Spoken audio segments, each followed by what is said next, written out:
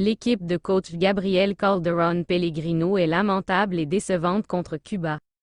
Les très mauvais souvenirs de la Gold Cup nous hantent encore. Hier soir, nous avons assisté et constaté une équipe haïtienne fantomatique. L'équipe de Pellegrino a du mal à se procurer des occasions, concède un match nul compromettant face à Cuba, 0-0.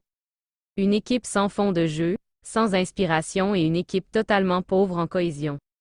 Une équipe haïtienne qui ne pouvait même pas enchaîner 3 passes dans le camp adverse. Un milieu de terrain déconnecté avec la ligne d'attaque et la ligne défensive, des joueurs physiquement qui ne sont pas à point. On dirait une équipe de vacances. Un coach avec une composition quelconque de 4-3-3 dont les joueurs montrent un problème de placement grave. Une attaque perdue et un Derek Etienne comme organisateur de jeu méconnaissable et toujours très personnel à lui-même. Comme observateur, on se doit de questionner sur les changements de Pellegrino. Quand nous savons que les Grenadiers ont des attaquants sur le banc qui pouvaient faire la différence contre ce modeste équipe cubaine. Le cas de Didson qui fait un très bon début de saison en club, un Roberto Baggio lui-même que le public haïtien aimerait tant voir jouer avec la sélection.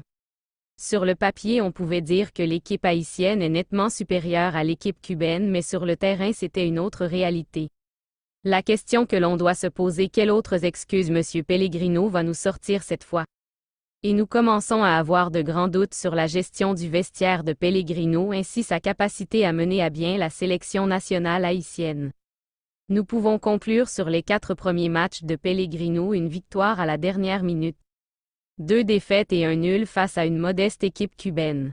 En tout cas un début d'un mariage compliqué entre Pellegrino et les Grenadiers. Vendredi 8 septembre 2023, dans le cadre de la Ligue des Nations de la Confédération de l'Amérique du Nord, de l'Amérique centrale et des Caraïbes, CONCACAF, 2023 à 2024, Liga, nos Grenadiers affrontaient sur la pelouse du stade panaméricain de San Cristobal, République dominicaine, les Lions de Cuba. Dans un match médiocre et sans histoire, très limité en occasion de but, nos Grenadiers dans le groupe B, peu inspirés tant sur le plan collectif qu'individuel, face à la modeste équipe des Lions n'ont pas été en mesure d'inscrire un seul but et ont dû concéder un match nul 0-0. En l'absence de Dawkins Nazon et de France Di Piero, l'entraîneur dans son 11 de départ présentait une nouvelle attaque inédite composée de Mondi Prunier, Derek Etienne et Carnegie Antoine. Cuba reste en tête du groupe B, en attendant les résultats des autres matchs, alors qu'Haïti doit se contenter de la 2e place. 11 de départ. Johnny Placide Dossa un capitaine. Ricardo Adé numéro.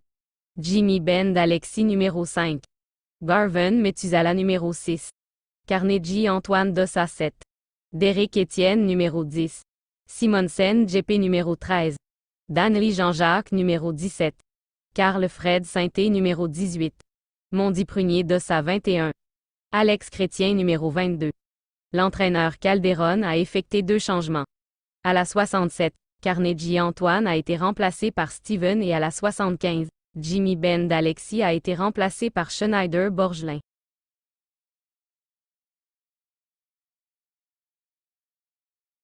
Oui, je suis déçu parce qu'on voulait gagner, je pense qu'on pouvait le faire. Mais bon, malgré le résultat, j'essaye de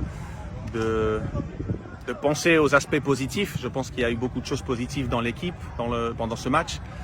Mais malheureusement, on n'a pas pu gagner. Je peux dire que c'est à cause du manque d'effectivité. On n'a pas été trop précis dans les derniers mètres. Je pense que le plan a très bien marché. On a été supérieur. On est arrivé au dernier mètre plusieurs fois. On a eu les occasions. Mais bon, ça arrive. Hein. Le foot, c'est comme ça. Marquer des buts, c'est très difficile. Tous les adversaires sont forts. Le but est très très cher. C'est pas facile pour personne. Mais bon, on va continuer à travailler. C'est votre lecture du match ? Oui, un peu la lecture du match, c'est ça. Je pense que on a eu surtout le protagonisme. Bon, surtout la deuxième mi-temps, c'est clair, mais la première mi-temps, on peut dire que oui, Cuba a eu le ballon de temps en temps, mais bon, je pense que nous, on a eu une possession beaucoup plus dangereuse, beaucoup plus utile, qui a donné ses fruits parce qu'on est arrivé devant le but plusieurs fois. Mais bon, c'était pas facile, il n'y avait pas beaucoup d'espace. Cuba défend très bien, le terrain n'aide pas beaucoup à bien jouer.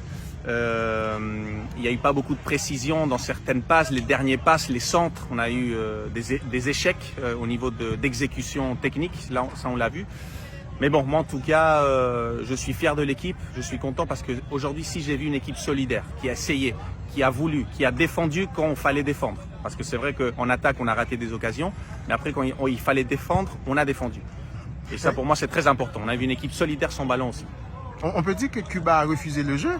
Oui, complètement. Leur plan de jeu a été surtout, au début du match, d'essayer d'avoir le ballon, mais bon, sans aucune conséquence favorable pour eux en attaque. Et après la deuxième mi-temps, eux aussi, ils ont défendu à 100%. Ils ont essayé à ne pas recevoir des buts. Nous, bien sûr, on les pousse aussi à défendre parce qu'on a de la qualité, on a eu le ballon, on a fait des actions très dangereuses en attaque. On a augmenté l'intensité au niveau de jeu direct, de longue passe. Donc ça aussi, là, on est très fort. Et donc on les a obligés aussi à refuser au ballon. Mais bon, malheureusement, on n'a pas pu être efficace devant le but. Quel est le plus qui manquait à votre équipe pour faire la différence? L'efficacité devant le but. C'est un peu similaire à l'Honduras. Le match contre Honduras à la Gold Cup, on est arrivé plusieurs fois devant le but. On aurait pu gagner le match en 30 minutes à la première mi-temps en Gold Cup. Cette fois-ci, on peut dire la même chose. Qu'en deuxième mi-temps, on a pu gagner 3-0 par exemple. Donc je pense que le manque d'efficacité, ça a été la raison principale de cette pas défaite, mais match nul. Mais pour nous, c'est un peu défaite psychologiquement. Donc on va devoir travailler sur ça. C'est vrai que c'est très difficile à améliorer l'efficacité devant le but. Ça dépend beaucoup de l'état d'esprit, du moment, du jour, du joueur, du talent. C'est beaucoup de choses que c'est difficile à améliorer. Mais en tout cas, tout ce qui soit sous nos contrôles, on va le faire pour améliorer l'effectivité devant le but. Le reste, ce sera très difficile. Jamaïque 2 fois et de Suriname. Quand l'équipe s'est qualifiée en Ligue A, on était tous conscients que ça allait être très difficile, tous les matchs. On ne peut pas dire que Cuba c'est facile et Jamaïque c'est difficile. Tous les matchs de la Ligue A sont très difficiles, absolument tous. On l'a vu aujourd'hui. Nous, on a fait match nul contre Cuba. Et la Jamaïque, ça va être aussi très difficile.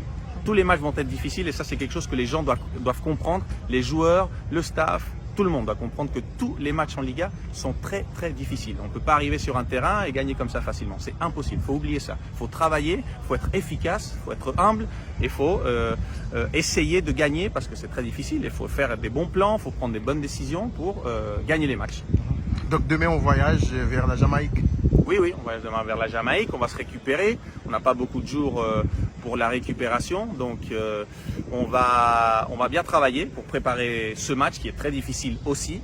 Mais on va tout faire pour gagner. On a un plan, on s'est préparé pour ce match, on va se préparer pendant ces 4 jours qui restent pour essayer de gagner. Et après, on verra ce qui se passe.